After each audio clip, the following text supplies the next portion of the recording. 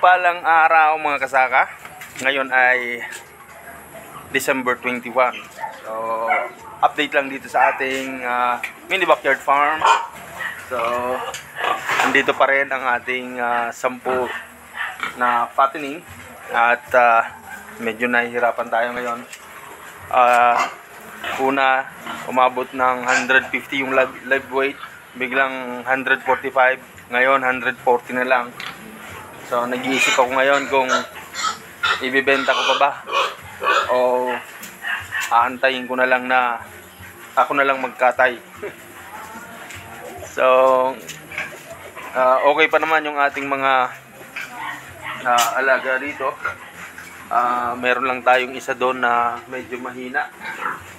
And, so, siguro ay nadaganan to. Nahihirapan yung ano niya, yung paa niya sa hulihan, yung dalawa ay kung makikita nyo, iba yung tayo niya. Yan. So, ayun, maraming salamat sa mga followers natin, sa mga subscriber natin dyan. Ayan, maraming salamat sa panonood. At sa maabot ng video na to, please don't forget to subscribe and hit the notification bell para updated kayo sa ating mga ginagawang video. At ayun, ilibot ko muna kayo dito sa ating mini backyard farm. 4:30, medyo busog pa naman sila. So maya lang ay magpapakain na ako. At yung atin naman dito na 8 ay malalakas ng kumain. So, pakainin natin sila.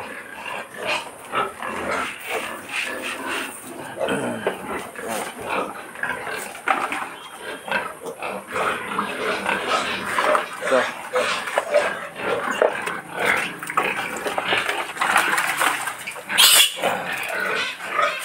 ayan, malalakas na silang kumain. At kung makikita nyo, ang layo ng diferensya. Ito yung tatlo na hindi nakakadede masyado, pero malalakas na yan dumede. Malalakas na ang iba diyang kumain. At ayan, dumedede pa rin sila. Magti 30 days sila sa 24. At ito naman, nandito yung 30 na piraso. So, kumakain na rin yung iba rito. Pero para mapakain sila, kailangan kong bigyan ng pagkain muna tong inahin. Halika dito! So, yan. Tapos, lagyan natin dito sila ng pagkain. So, medyo naparami yung yung binigay ko. So, siyempre, ang uubos rin yan, yung inahin. So, ayan. So, aantayin ko lang na ma-dispose yung 10. Tapos, ililipat ko sila dito. Pero ipapaayos ko muna to bago ko sila ilipat. So, para makapag-focus sila sa pagkain. Ayan. Pero yung maliliit, iiwan ko muna sa inahin para makadede pa ng mas maraming gatas.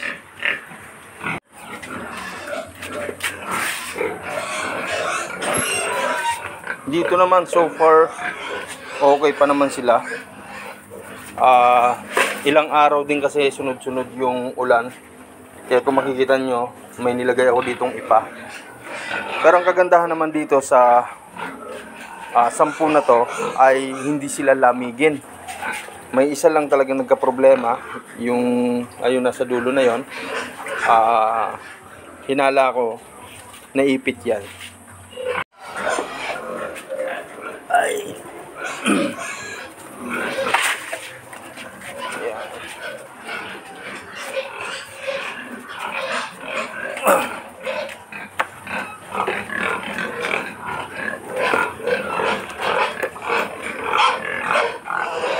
So, itong ganitong balde, napakadelikado to na ano,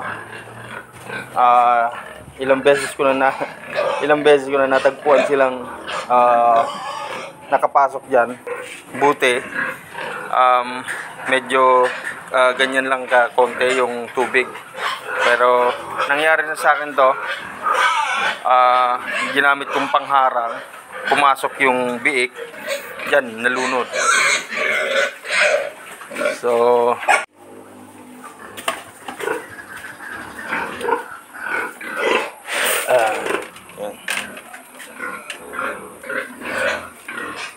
yan naman ang ating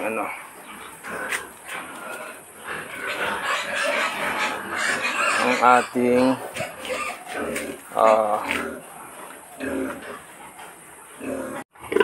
si Emma. Ayan. So gusto nito yung basa yung pagkain niya. So ito ay lilinisin ko muna yung kanilang pakainan bago ko bigyan ng pagkain. So dahil sobrang hina ng tubig,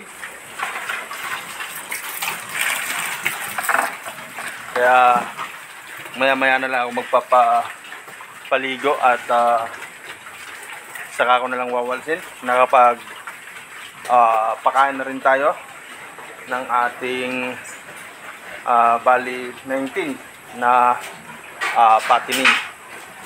So ang ating mga inahin ay nakapagpadede na. Ayan.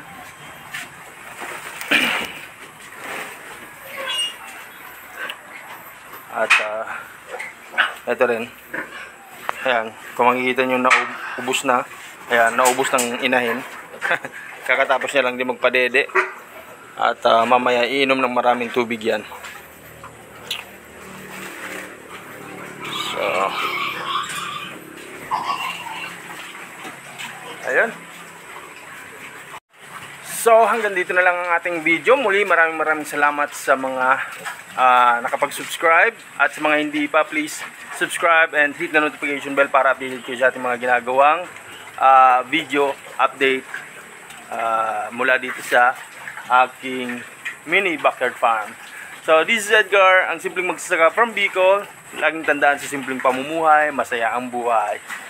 Happy New Year! Merry Christmas in advance sa inyong lahat. So laging tandaan, araw mo to, araw ko to, taon mo to, taon ko to. Rock and roll and peace!